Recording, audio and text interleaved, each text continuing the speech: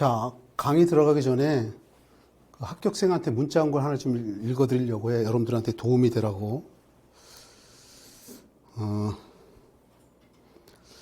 교수님 안녕하십니까?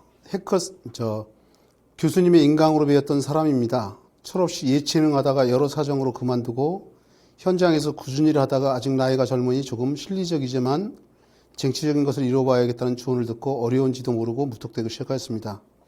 예술고를 나온지라 공부하는 담을 쌓고 살아온 저에게 처음에는 정말 아무것도 모르고 나 같은 사람이 무슨 공부냐 하며 자책하기 일쑤였지만 교수님 말씀대로 필기보다는 교수님 설명이 지겨워질 때까지 보고 또 보았습니다. 그 결과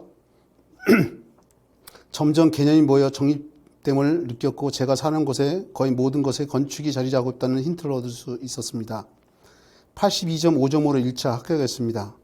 22살 나이에 저 같은 사람에게 앞으로 살아가는데 자신감 주시고 큰 기회 열어주셔서 감사드립니다. 항상 건강하시고 평안하시길 기원드리겠습니다. 합격할 수 있도록 해주셔서 거듭 감사하고 감사하네요. 더군다나 부족한 점수로 시설 개론으로 인하여 메꿀 수 있었습니다. 이젠 2차 공부도 매진하겠습니다. 부산에 오시면 꼭 연락 주십시오. 고맙습니다. 제가 이 합격자 문자를 받은 이유는 뭐냐면 제가 항상 그래요. 강의하면서 제가 원하는 거 하나도 없다. 합격한 다음에 문자 하나 줘라. 또는 한번 게시판에 올려주라 이런 얘기를 하는데 그 이유는 새로 공부하는 여러분들한테 자신감을 좀 주고 싶어서 그래요. 실제로 수험생이 있는 그대로 써갖고 보낸 문자니까 뭐 여러 개가 있지만 뭐 다 읽어드릴 수는 없고 그런 얘기를 좀 첨가하면 여러분들 공부하는 데 도움이 될까 해서 제가 읽어드렸고 이제 이어서 수업을 진행하려고 합니다. 하중과 응력이 중요하다. 매번 시험에 나왔다라고 얘기했고 별표 곱하기 100이다 했고 장기하중과 단기하중을 나누고 장기하중에 고정하중, 활하중이 있고 단기하중에 적설하중, 풍하중, 지진하중, 충각하중이 있다. 그럼 이걸 그대로 오면 기억이 안 나니까 그림으로 설명을 해드리려고 합니다. 예를 들어서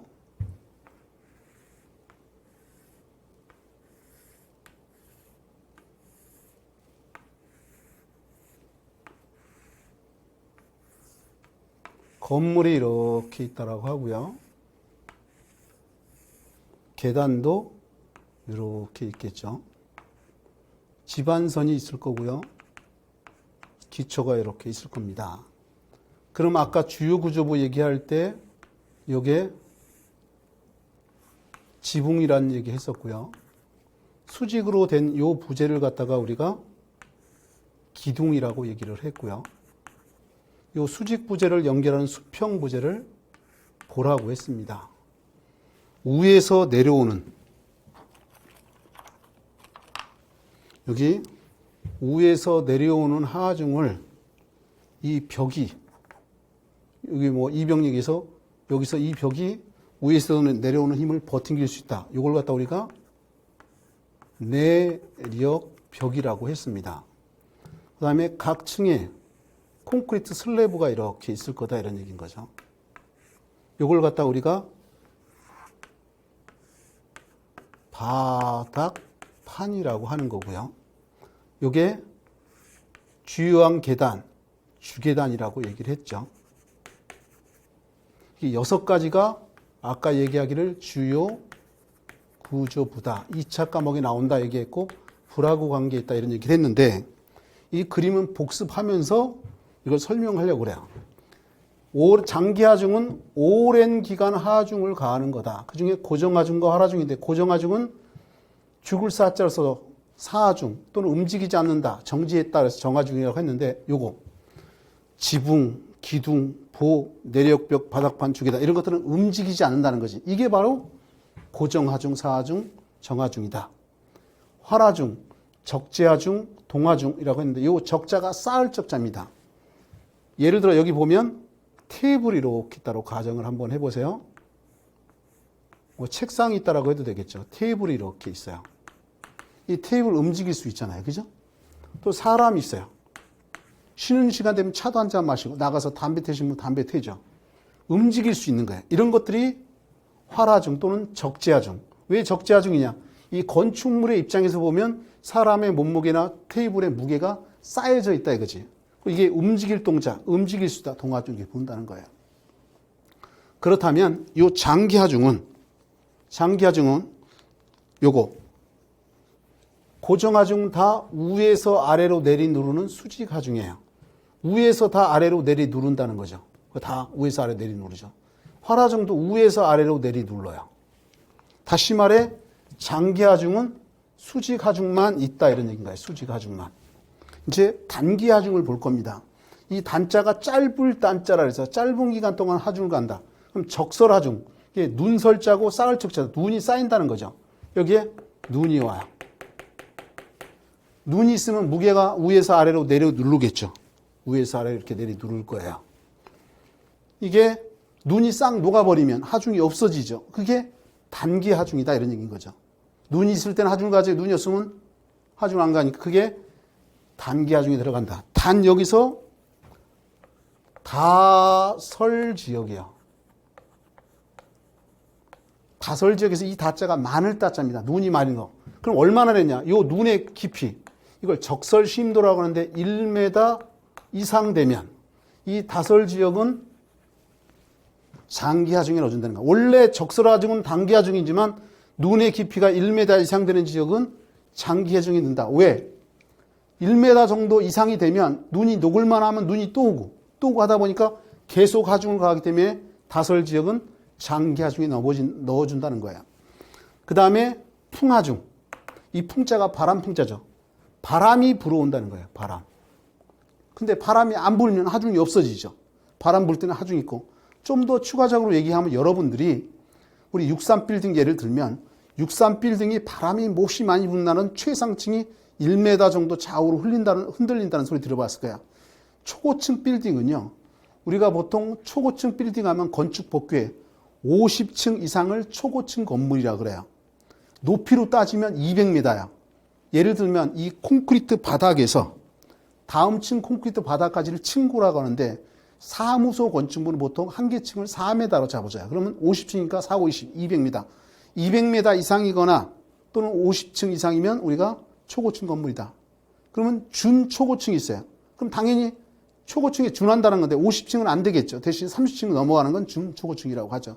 어쨌든 초고층 건물은 이 바람의 영향이 굉장히 커요. 그래서 바람을 어떻게 잘 통제하느냐가 중요하죠. 그러면 바람이 불면 그게 풍하중인 거죠. 바람이 안 불면 없어지죠. 그래서 단기하중에 넣어준다는 거예요. 지진하중. 아까 이런 얘기 했어요. 지진의 하중이 10개다. 그러면 9개는 좌우로 오는 힘이고 하나만 위아래로 오는 힘이다. 그래서 지진하중 하면 수평하중을 얘기를 합니다. 지진이 오면 하중이 있지만 지진이 없어지면 하중이 없죠. 그래서 단기하중에 집어준다. 충격하중은 뭐냐? 예를 들어 보면 이런 거죠. 여기 집안선인데 우리 옆집이 지하 2층을 판대더라. 그러면 이 땅이 있을 때 문제가 없지만 이 땅을 다 파버리면 여기서 내리누르는 하중과 여기서 내리누르는 하중이 달라지잖아요. 그래서 어떻게 여기 유리창이 만약에 이렇게 있다. 그럼 유리창에 이렇게 균열이 생기죠. 이런 걸 갖다 우리가 충격하중이라고 한다. 건물 다 짓고 나면 이게 없어지겠죠. 그래서 단기하중에 집어넣는다 이런 얘기인 거야. 이제 전체적인 힘을 받고 참고로 이 단기하중, 적설하중은 위에서 아래로 내리 누르는 하중이죠. 풍하중은 옆으로 가는 힘이죠. 지진하중도. 그럼 내가 무슨 얘기를 하려고 하냐면 장기하중에서 고정하중, 활하중 다 장기하중은 수직하중밖에 없지만 단기하중은 수직도 있고 수평하중도 있다는 얘기를 하고 싶은 거야. 그 다음에 요 응력이요.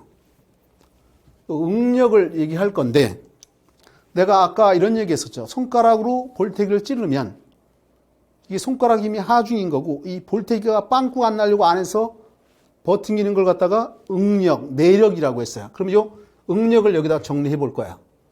여기다 해볼까요? 여기다 해보겠습니다. 응력이요. 응력에도 보면 장기 응력이 있고 단기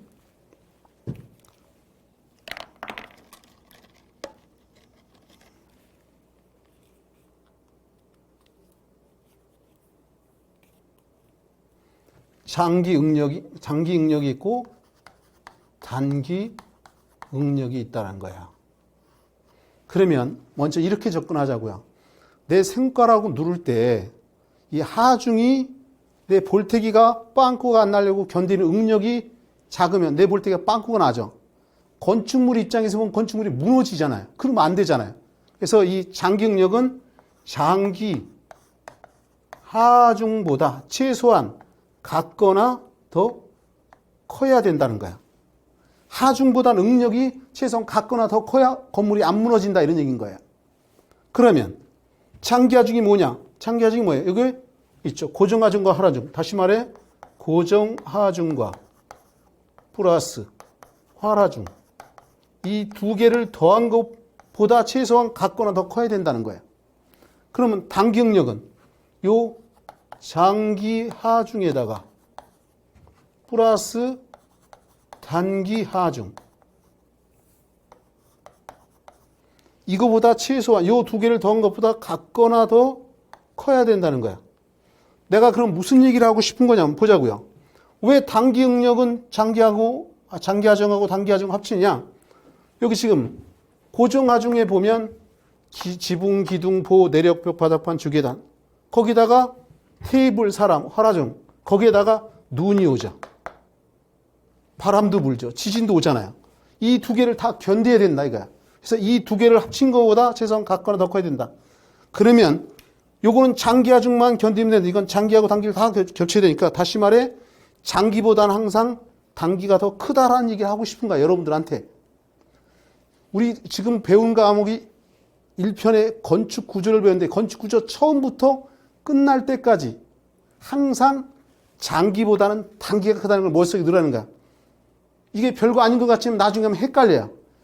장기가 더 크겠지 단기보다 이렇게 생각하는데 장기보다는 단기가 항상 크다. 처음부터 끝날 때까지라고 했습니다. 이제 교재로 가자. 여러분 교재 34페이지에 보면 이제 설계하중에서 맨 처음에 장기하중이 나옵니다. 요게 장기하중 요거 얘기했죠. 지문에 보려고 합니다. 가로 1번에 설계하중의 종류에서 장기하중은 구조물에 장기간 작용하는 하중을 말한다. 그래서 일반 지역은 고정하중하고 활하중을 더한 게 우리가 장기하중이다. 이거 고정하중하고 활하중을 더한 거 그게 장기하중이다 이거지. 근데 그 아래 다설지역이요. 고정하중 플러스 활하중 거기에다가 적설하중. 여기 보면 적설하중은 단기하중이지만 다설지역 눈이 많이 내린 지역은 장기하중에 집어넣는다라고 얘기했었죠. 그래서 다설지역은 요거에다가 적설하중까지 플러스 해줘야 된다 이런 얘기인 거죠. 그 다음에 그 아래 가로 2번에 하중에 대한 건축물의 응답이라는 게 나와 있는데 그건 졸릴 때 읽어봐라.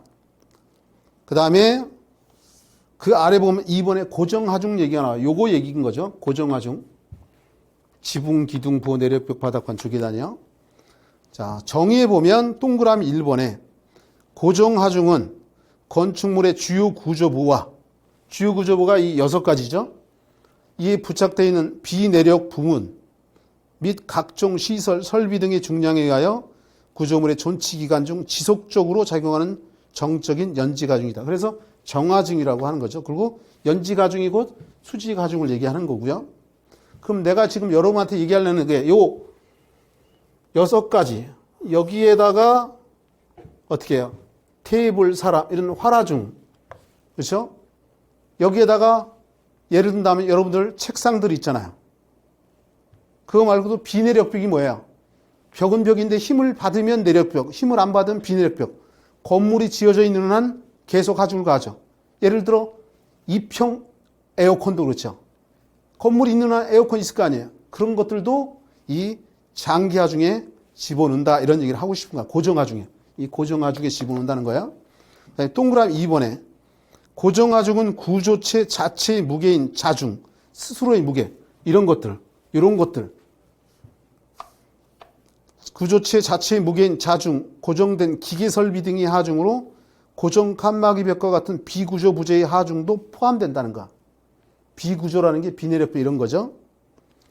기계 설비, 곧 에어컨 이런 걸 떠올리는 거야. 예를 든다면 보일러실이 만약에 있으면 보일러실의 하중도 고려해 줘야 된다 이런 거죠. 장기 고정 하중에 집어넣는다는 거야. 그다음에 가로 2번에 보면 설계 시 기본사항 얘기가 나오는데요. 그 지문 중에서 동그라미 2번 지문을 보면요. 이게 우리 시험 문제에 등장했던 내용인데요. 고정하중은 건축 재료의 밀도. 밀도라는 건 입자 입자가 넓은지 좁은지. 예를 들어 밀도가 좁다 그러면 밀도가 크다라고 하는 거. 간격이 넓다 그러면 밀도가 작다라고 얘기하는 거예요. 고정하중은 건축 재료의 밀도나 지금 설계 시 가로 2번에 설계 시 기본상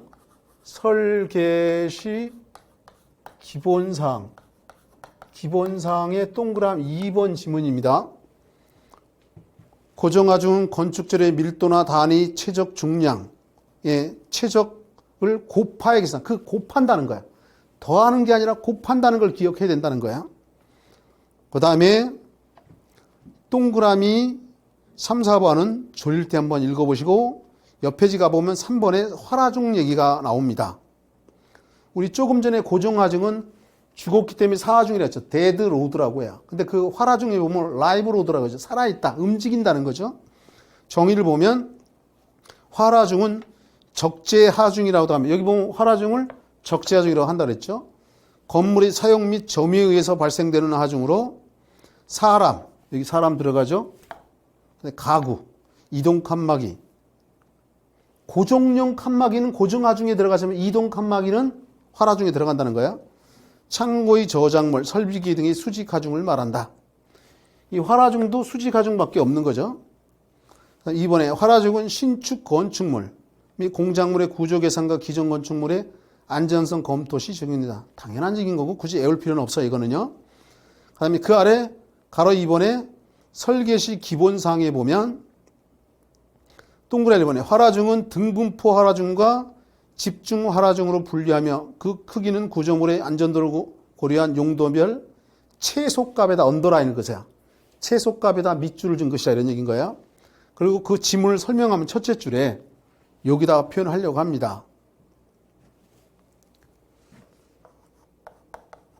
집중 하중이라는 게 있고 등분포 하중이라는 게 있다. 하중에는 집중 하중이 있고 등분포 하중이 있는데 뭔지 여기다 한번 설명을 해보면 이런 거야. 이게 건축물이 돼도 되고 보가 돼도 관계없습니다. 단순보로 예를 들면 여기서 여기까지 길이가 10m라고 한번 해보자고요. 그러면 여기다가 어느 한 부분에다 10톤의 힘을 가했어요. 10톤. 그럼 좀 이제 나중에 또 이 세부적인 하려고 어느 한 부분에다가 10톤의 힘을 가하는 걸 집중하중이라 한다. 그러면 등분포 하중은 뭐냐? 똑같은 조건이라고 해보자고요. 똑같은 조건인데 예를 들어서 1m 간격으로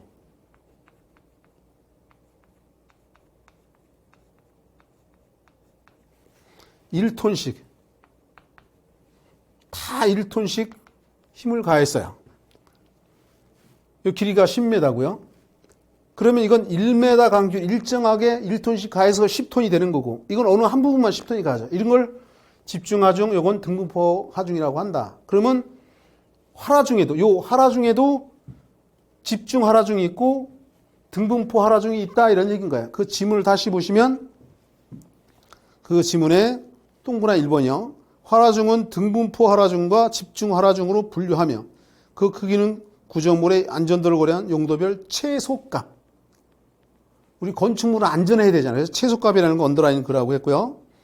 그 다음에 동그라미 3번 지문을 보면요. 활화중은 점유 사용에 의하여 발생한 것으로 예상되는 최대의 활화중이 된다. 이 활화중은 예를 들어서 사람 몸무게 테이블인 거죠. 이건 최대로 잡아준다는 거죠. 최대 하중이라는 거 언더라인 것이고 동그라미 4번에 활화중은 활화중은 분포 특성을 파악하기 어렵다. 그리고 건축물의 사용 용도에 따라 변동폭이 크다. 요 4번 지문에 다 밑줄을 긋을 건데요. 이렇게 생각해 보세요. 내가 지금 여기 서 있으면 이 위치에다 하중을 가하고 있잖아요. 그럼 만약 오른쪽으로 1m 이동했다. 그럼 여기다 하라중을 가하고 있는 거잖아요. 그죠? 그러니까 어디서 하중이 작용할지 몰라요. 그래서 거기에 표현이 그렇게 된 거야. 첫 번째 줄에 동그라미 4번에 하라중은 분포 특성을 파악하기 어렵다는 거야. 뒤에 보면 건축물의 사용 용도에 따라서 변동폭이다. 예를 들어서 이런 사무실이다. 학원 건물이 사무소 건물이니까요. 또는 나이트클럽이다. 그러면 나이트클럽은 사람이 조민하게 있잖아요. 사무소는 그래도 듬성듬성 떨어져 있잖아요. 그래서 서로 다르다는 거예요. 그 다음에 그 아래 보면 동그라미 6번 지문을 보려고 합니다. 조족조의 칸막이 벽은 활하중이 아닌 고정하중으로 간주하며, 조족조라는 건 나중에 배우겠지만 벽돌 블록을 쌓아 올리는 거야. 이 조족조 칸막이 벽은 활하중이 아닌 고정하중으로 보인다. 조족조입니다. 나중에 얘기하겠지만, 조족조에 가서 얘기하겠지만, 건물이 이렇게 있다.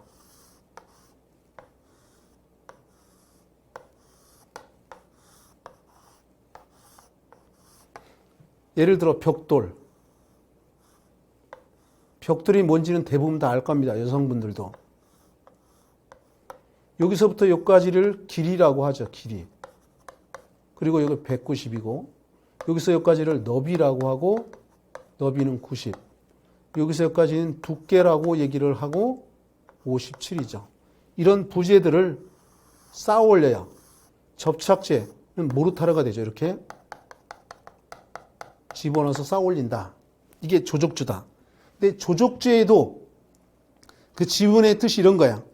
조족제에도 위에서 내려오는 힘을 버팅겨 줄 수 있는 내력벽도 있고 위에서 내려오는 힘을 버팅이 못하는 비내력벽이 있다는 거야. 근데 그 비내력벽도 조족조에서는 어떻게 고정하정으로 집어넣는다는 거야. 이 지문도 6동그라미 6번도 기억해야 된다는 거죠. 지금 내가 여러분한테 얘기하는 게 동그라미 1번, 그 다음에 동그라미 4번, 동그라미 6번 지문을 얘기를 했어요. 그 다음에 나머지 내가 언급하지 않는 건 안 봐도 된다. 여러분이 1편 책 하나 있고 2편 책 설비가 있는데 양이 꽤 많잖아요. 내가 여러분들한테 해줄 수 있는 것은 공부 범위를 줄여주는 거야. 그 다음에 체계적으로 정리해주고. 이제 그 다음 페이지 넘겨보면 등분포 하라중이 36페이지 중간에 보면 나와 있어요. 지문에 1번 지문이 있는데 이건 보기만 할 겁니다. 처음이니까. 다음 편에는 심학생 보지도 않아요.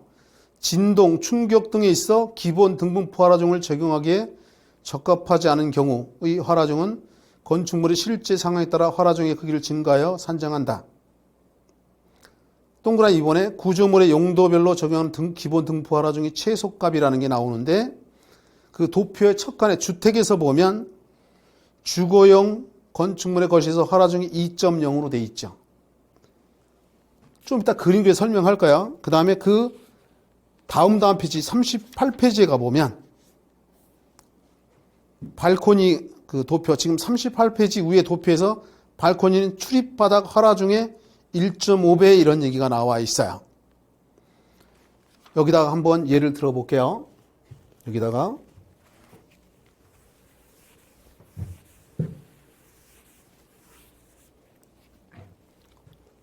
평면도 모습을 그릴 건데요.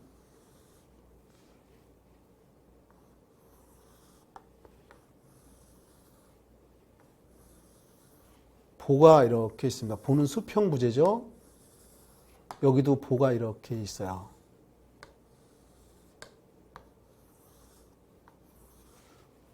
평면도라는 건 아까 바닥에서 1.2m, 5m를 수평으로 자른 다음에 위에 거 던져버리고 위에서 내려다보는 게 평면도라고 했어요. 이게 거실이라고 해보자고요. 그러면 여기에 이제 기둥이 이렇게 있는 거야. 기둥이 수직 부재죠.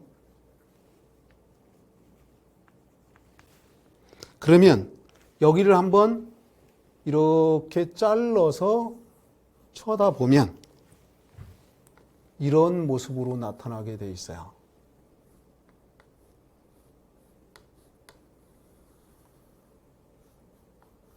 요거는 요게 봅니다. 이게 보고 요건 콘크리트 바닥판이에요. 여기를 잘라보면 이렇게 보인다는 거죠.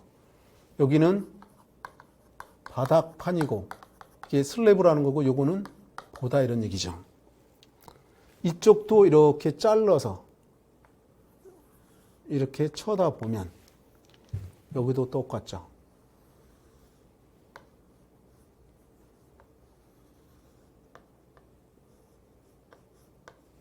여기에 보고 바닥판이에요. 그러면 여기다가 이렇게 예를 들게요. 아까 이게 수직으로 이거는 평면이고 이건 인면 또는 단면으로 그려볼 겁니다. 기둥이 이렇게 있고요. 보가 이렇게 있어요. 이렇게 있다라고 하면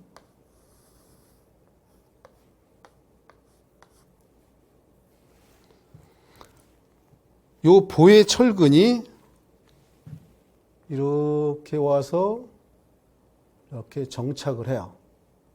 다시 말해 이 보를 기둥이 붙잡고 있는데 설계 도면에 보면 여기 똑같은 거예요. 이게 기둥이고 이거는 보다 이거죠. 그러면 여기에 설계 도면에 보면 이렇게 파선이 있어요. 이게 요 슬라브 두께를 요 바닥판에 이걸 슬라브 또는 슬래브라고 부르는 거죠. 여기에 보면 설계 도면으로 이렇게 파선이 있는데 바로 이게 바닥판 슬랩의 두께다. 그러면 여기 변이 하나, 둘, 셋, 네 개가 있죠. 그럼 이 콘크리트 바닥판, 이 바닥판 슬래브를 갖다가 이 보가 다 붙잡고 있다는 거야. 아까 보는 기둥이 잡지만 이 슬래브, 이 콘크리트 바닥판에 있는 철근은 보가 붙잡고 있죠. 네 변이 고정되어 있다 그래서 사변 고정 슬래브 이렇게 표현을 써요. 어려울지 모르지만 한번 거쳐야 되는 과정을 한번 들어보시고 이제 여기는 발코니예요. 이가 발코니다. 여기 4짝짜리 병합문 있어요. 창으로도 쓰고 문을 쓰고 사람이 일로 나올 수 있다는 거죠. 사람이 이렇게. 이 발코니는 아까 차양이라고 됐고 한 변만 붙잡고 있다. 그러면 이거는 4변을 붙잡고 있지만 여기는 한쪽만 붙잡고 있다는 거야. 그러면 어떤 물체가 있을 때 이런 물체가 있다라고 했을 때 요 4변을 이렇게 딱 꽉 잡고 있는 거하고 한쪽만 잡고 있는 거고 한쪽만 잡고 있는 게 약하겠죠. 그러니까 더 튼튼하게 해줘야 되겠죠. 그럼 예를 들어서 요게 거실. 요 것이 예를 들어 2kN 제곱미터다. 이 정도의 힘을 버티게 되면 이 발코니는 약하니까 한짝만 붙잡고 있으니까 이거에 1.5배면 요 1.5 하면 3kN 제곱미터의 힘을 받게끔 튼튼하게 해줘야 된다는 거. 별것도 아닌데 우리 시험에 2번 나왔었어요. 그래서 언급을 하는데 어떤 물체를 4변을 잡고 있는 거하고 한 변 잡고 있는 건 다르다는 거야. 그래서 더 튼튼하게 된다. 이런 뜻인 거예요. 그래서 그 두 가지. 다시 앞으로 가서 36페이지에 보면 도표 주택에서 주거용 건축물의 것이 2.0이다. 하나중이. 그러면 38페이지 중간쯤 발코니에 보면 출입 바닥 하나중은 1.5배다. 이렇게 되어 있죠. 요 관계. 이제 그 아래 보면 가로 4번에 화라중의 저감계수라는 게 나와 있어요. 화라중의 저감계수. 우리 시험에 최근에 언급이 됐었는데 지문을 보려고 합니다. 동그라미 1번 지문은 그냥 보기만 할 거야. 필요한 건 동그라미 2번 지문이 필요해요. 동그라미 1번에 화라중을 저감하는 방법은 면적이나 층수에 따라 저감시키는 방법 등이 있다. 2번에 지붕 화라중을 제외한 지붕이 뭔지는 알죠? 아까 건물을 했으니까. 지붕 화라중을 제외한 등분포 화라중은 부재의 영향면적이 36제곱미터 이상. 요 36제곱미터. 36제곱미터 이상. 여기에다가 언더라인을 이렇게 좀 걸어서. 이게 우리 시험 문제 보기에 등장했던 거예요. 36제곱미터 이상인 경우 최소 기본 등분포 화라중에 화라중 저감계수를 곱해서 한다는 거. 요 곱한다는 것도 밑줄 좀 그어두시고요. 사실 이런 것들은 우리 시험에 나오면 안 돼요. 근데 시험이라는 게 합격자, 불합격자를 구분하는 거잖아요. 근데 이런 거는 정말 미치듯이 가끔 콩나물 나듯이 나는 거야. 혹시 몰라서 확인하는 거고, 이제 그 옆에 지로 갈 겁니다. 그 옆에 지에 가보면 단기 하중이 나와 있어요. 단기 하중이 짧은 기간 동안 하중을 가는 거고, 그 지문에 보면 가로 1번에 설계 하중의 종류에 보면 동그라미 1번에 보기만 하는 거야. 구조물에 일시적으로 작용하는 하중을 말한다. 짧은 기간 하중을 가한다는 뜻인 거예요. 그 다음에 동그라미 2번에 적설하중, 풍하중, 지진하중, 강우하중, 충격하중 등을 말한다. 그런가 보다. 그 다음에 그 아래 용어 정리가 있죠. 가로 2번에 동그라미 1번에 풍하중이요. 설계 풍합의 유효 수압 면적을 곱하였습니다. 이게 곱하기에다 거기다가 밑줄 좀 그어주시고요. 그 다음에 그 아래 지진 하중이요. 지진에 의한 지반 운동으로 구조물에 작용하는 하중을 말한다. 내가 그런 얘기 했죠. 지진 하중이 10개다라고 하면 9개가 좌우로 오는 힘이고 하나가 위아래로 오는 힘이라 그랬고, 지진 하중 그러면 그 수평 하중을 얘기한다. 그 아래 적설 하중이 나와 있죠. 스노우로드요. 거기 적용 범위는 볼 게 없고, 그 다음 페이지, 시험에 나온 건 다음 페이지에 가보면요. 지금 40페이지입니다. 40페이지요. 하중 설정 기준이라는 게 나와 있어요.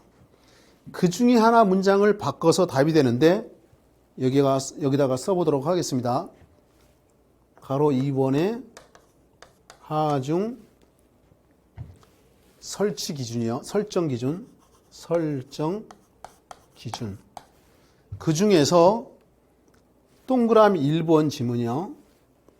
적설 하중은 적설의 단위 중량에 따라, 요 눈이 내리면 눈이 무게가 있겠죠.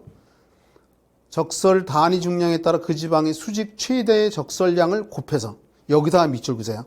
수직 최다 적설량.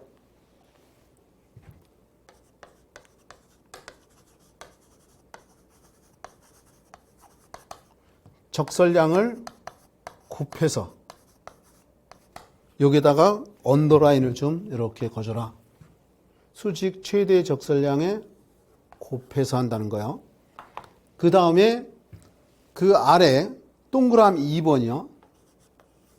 동그라미 2번에 보면 기본 지상 적설 하중은 제형기간 100년에 대한 수직 최심 적설 깊이를 기준으로 하며, 요거 100년. 이거 별것도 아닌데 두 번 나왔어요. 요 100년에다가 언더라인을 좀 그어주세요. 100년에 대한 수직 최심 적설 깊이를 기준한다는 거. 그 다음에 동그라미 3번에 최소 지상 적설 하중은 0.5kN. 굳이 이거는 애우려고 하지는 마세요. 0.5kN. 그 다음에 그 아래 동그라미 5번 지문이요. 동그라미 5번 지문입니다.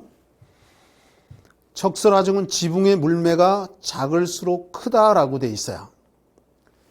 동그라미 5번. 여기다가 표현하겠습니다. 이게 저 뒤에 가보면 배우는 건데 하나씩 채워가자고요.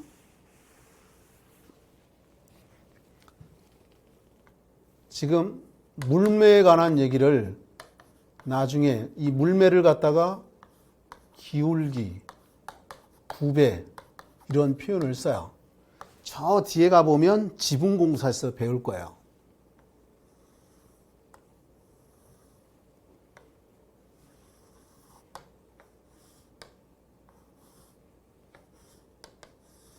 건물이 이렇게 있으면, 여기다가 수평선 넣고 이렇게 나눠보면요. 요거하고 요거의 크기가 똑같죠. 그러면 요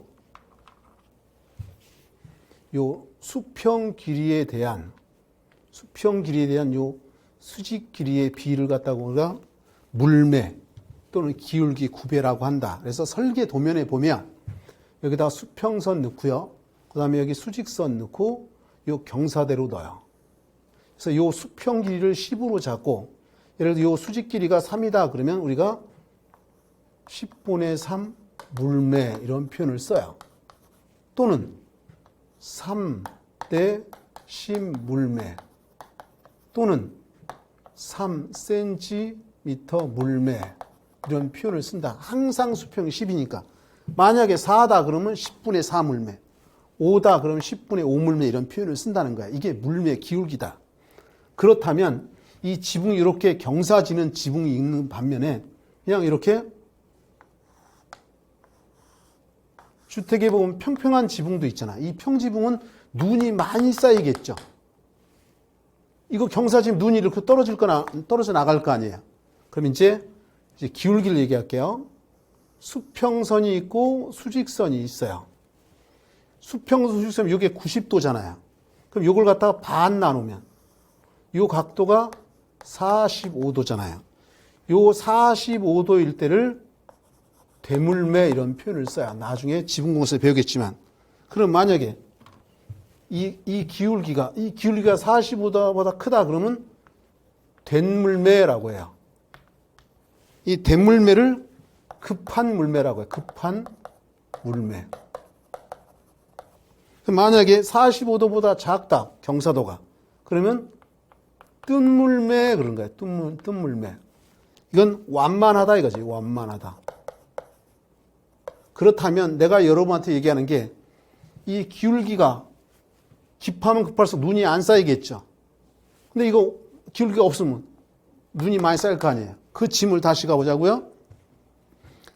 그 지문에 가보면 여러분 교재 지금 40페이지 위쪽에 중간 정도에 보면 동그라미 5번에 적설하중은 지붕의 물매가 작을수록, 지붕의 물매라는 게 수평길이든 수직길이 이게 작으면 작을수록 적설하중은 이 적설하중이죠. 적설하중은 지붕의 물매가 작을수록 크다. 여기 눈이 많이 쌓이니까 당연히 커질 수밖에 없겠죠. 그 다음에 동그라미 6번 지문이요. 적설하중은 구조물이 위치한 지역의 기상 조건, 건물 지붕의 형상, 이게 평지붕인지 뭐 박공지붕인지 경사 등의 영향을 받는다. 당연한 거 아니에요, 그죠?